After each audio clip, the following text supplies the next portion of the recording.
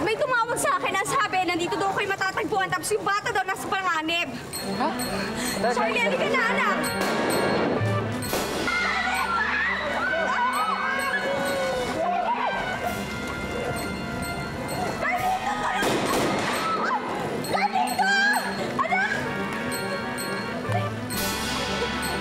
Baka nabuliyas tayo.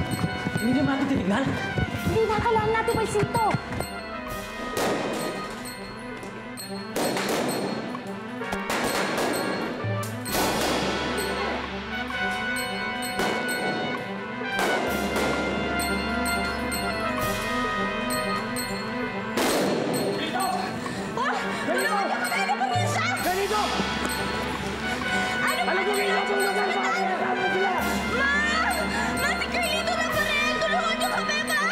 Si Carlito na baril? Tulungan niyo kami!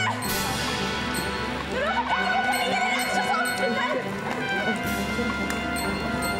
Anak, talipon!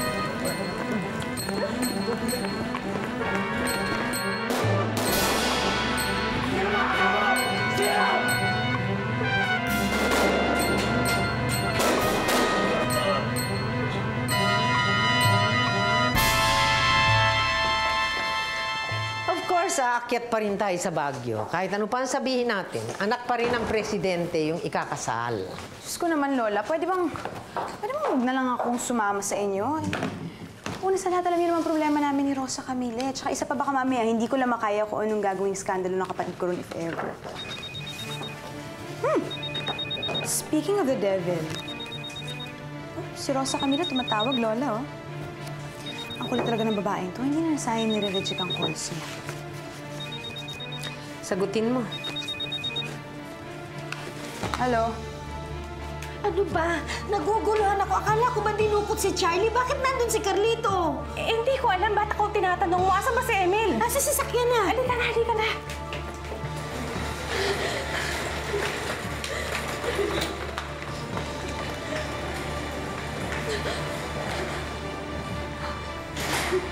Dali, pamilya po kayo? Anak ko niya ito. Kayo ba ang asawa niya?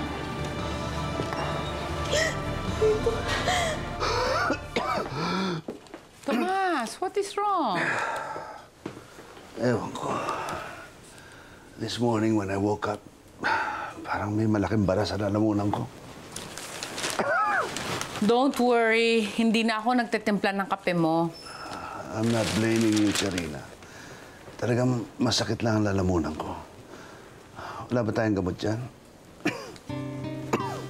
Ano ba talaga ang nararamdaman mo? Baka naman sore throat lang yan. Pwede ng lozenges. I don't know. Get me something for my sinus. There's something that's putting me down. Hindi ko alam kung ano ito. I'll have to cancel all your appointments today, too. Wag. Don't cancel my appointments. Kunin mo lang lahat ng mga gamot na sinabi ko sa'yo. And thanks for your concern. Alam mo, Tomas, ikamamatay mo yung tigas ng ulo mo, that stubbornness. Okay lang. Kung ang ikamamatay ko, ay yung katigasan ng ulo ko. It's okay. What do you mean by that? Wala. Please get me my medicines. O ano? Any shocking story today? No shocking stories. At bakit mo tatanungin sa akin ang mga shocking stories? Why would you wanna know that? Hold on. I'll get you your medicine.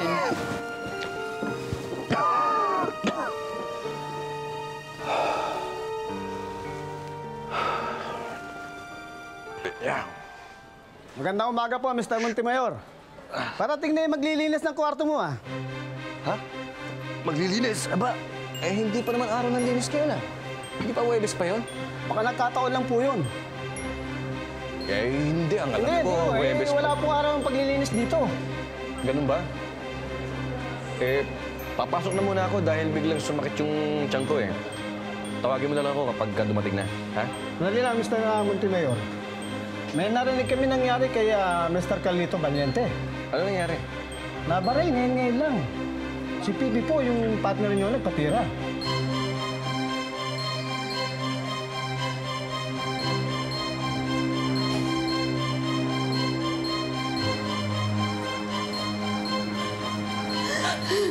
Ano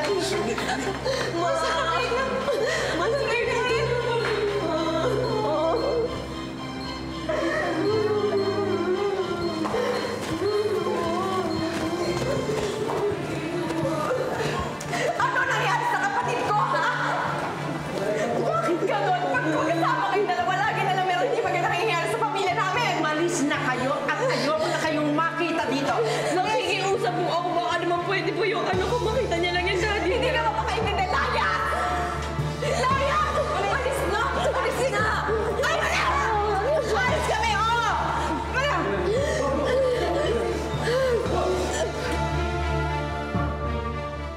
Kung mawawala ka.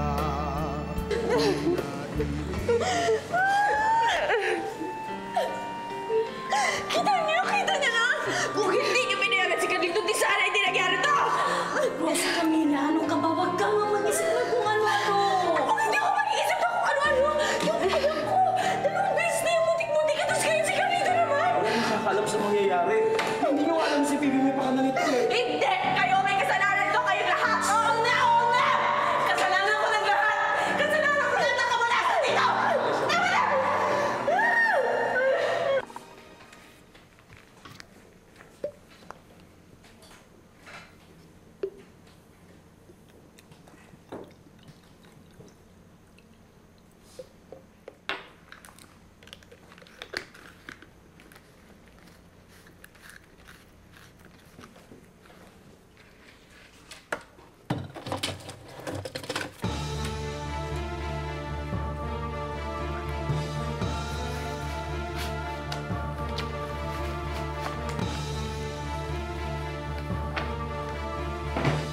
Mameng! Mameng! Ilabas itong mga basura dito, ha? Ayoko maraming basura dito at magagalit si Sir Tomas na maraming basura dito. Ilabas ka agad.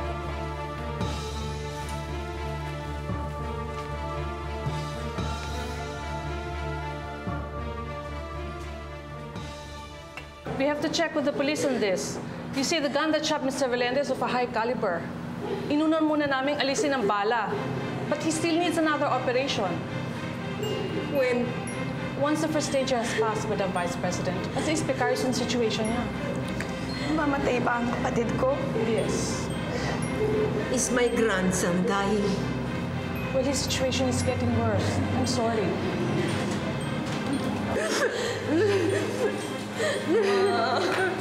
Ma, I'm so sorry, Ma. Huwag kang mag-apologize sa akin. Sinabi ko na nga kasalanan ko, di ba? Ma, hindi. Kasi ang gulo-gulo na talaga yung isip ko. Ikakasal ako. Tapos si Carlito nag-aagaw ko doon. Tapos yung anak ko, kawawa, ay papapasukin doon sa dati niya. Sunod-sunod na yung mga problema ko eh. At sa akin, wala. Marami nang nangyari sa akin, pero ni minsan meron ba akong sinising ibang tao? Mauna na kami ni Angel. Ika na! Ika na! Ernestina, may findings na ba doon kay Dr. Galvez? Amanda, we have to talk. Why don't you answer my question? May findings na ba doon kay Dr. Galvez? Wala pa. It will take time.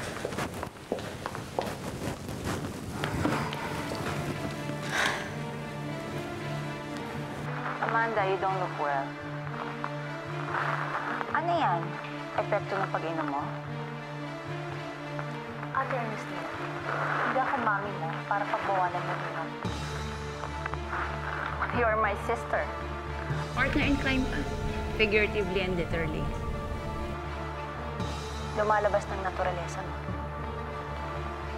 Hindi ako makatulog. Since the night na tumulong ka sa pagpatay kay Dr. Galvez. Hindi ako pumatay sa kanya. Kayo ang pumatay sa kanya. At since then, ako ang nababagabag. Hindi ka naman pala guilty eh. Eh bakit ka nababagabag? Kasi alam mo, accomplice ka rin namin. Sige, si Dindo nga gumawa ng deed. But you are a part of the intent. You have to pull yourself together, Amanda. Hindi ito pwedeng lumabas sa ating lima. Sa'yo, sa akin, kay Dindo, Mami, at General Alegre. Can you imagine kung anong pwedeng mangyari sa pamilya natin pag lumabas ito? There are family secrets that need to be kept safe. And this is one of them. Meron sana akong sasabihin sa'yo eh. Ayoko sana makadagdag sa stress mo, pero I heard na baril si Carlito Valiente. Wala tayong... hindi tayo sabit doon. Wala tayong kinalaman doon.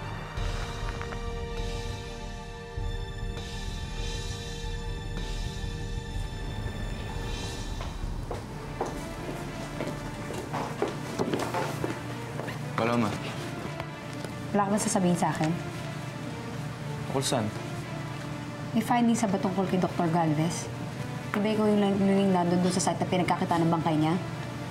Eh, kay Mami Ernestina mo tanong yan. Kasi nakipag-coordinate dyan sa kasong yan eh. Tsaka busy ako ngayon. Dahil inaasikaso pa yung pagpunta ng pamilya natin sa ospital ni Carlito. Wala ka talagang alam? Paloma, why the sudden interest? Didn't you hear what Dido just said? Nasa ospital si Carlito na baril? Oo nga. Sinungaling ka? Paloma! Bakit mo sinampal ang asawa mo? Paloma!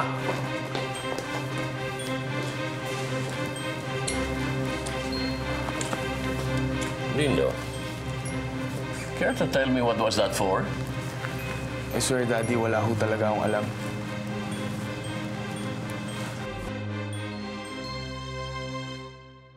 Kung mawawala ka, di na iibig pa.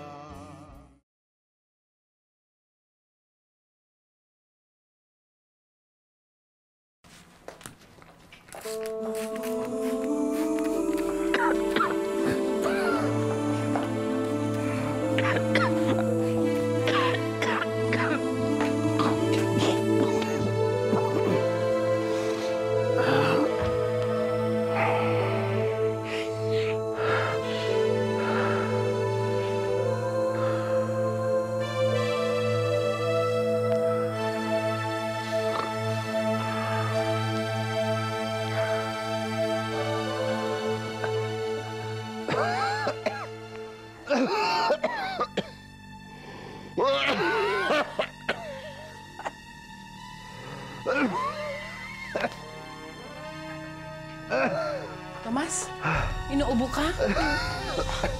Come, let's get out.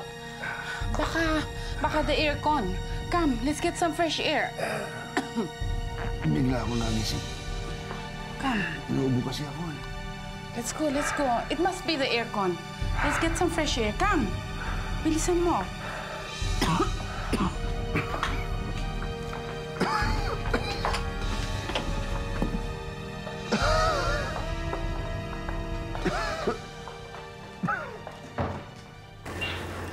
Someone is helping Phoebe.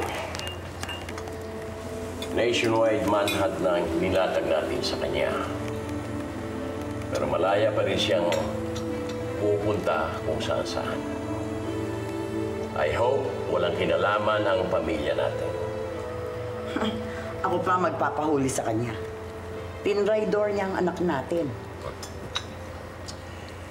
Ito na naman tayo, Iluminada.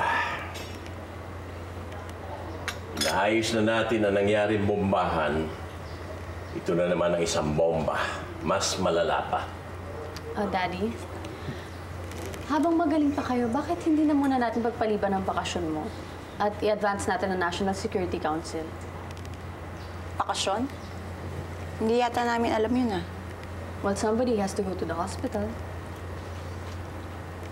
So many deaths. So many accidents. Baka ito na umpisa ng karma natin, Daddy. Pero mas shut up. Dindo, schedule the National Security Council meeting earlier. And give me my appointment book. I want to see my schedules. More than ever, I think I need a vacation.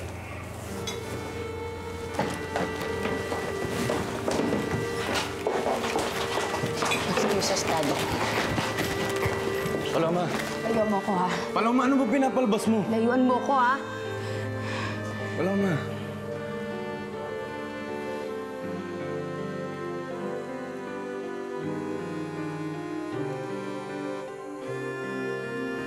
I want an annulment, Mommy. Kung yun ang gusto mo, hindi kita pipigilan. But Dindo will stay as Daddy's aide-de-camp. Importante siya rito.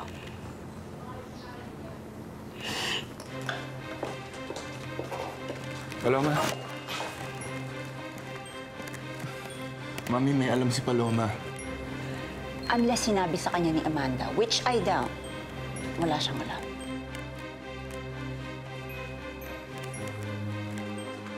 Paloma, are you okay? You can talk to me. You can trust me. I don't think I can trust anyone here. So you know.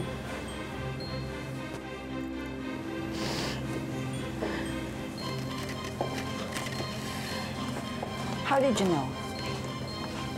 Sino nagsabi sa'yo? Kita ko naman eh. Kita ko sa galaw mo. Ikaw mismo, you betrayed yourself. Okay. Hindi na kami magde-deny. Pero ano ngayon ang gagawin mo? Isusumbong kami sa press? Huwag mo ako subukan.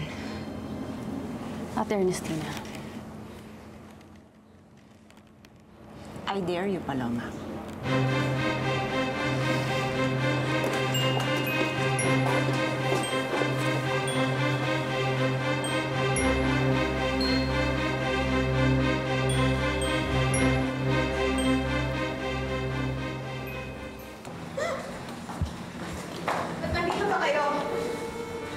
Madam Vice President, gusto lang po makita ni Charlie yung daddy niya. Akit na po kami sa Baguio, ayaw umalis ng bata rito. Hindi ba sinabi ko umalis na kayo? Pwede ba umalis na kayo? Please escort them out. I want to see my daddy. Alis na kayo.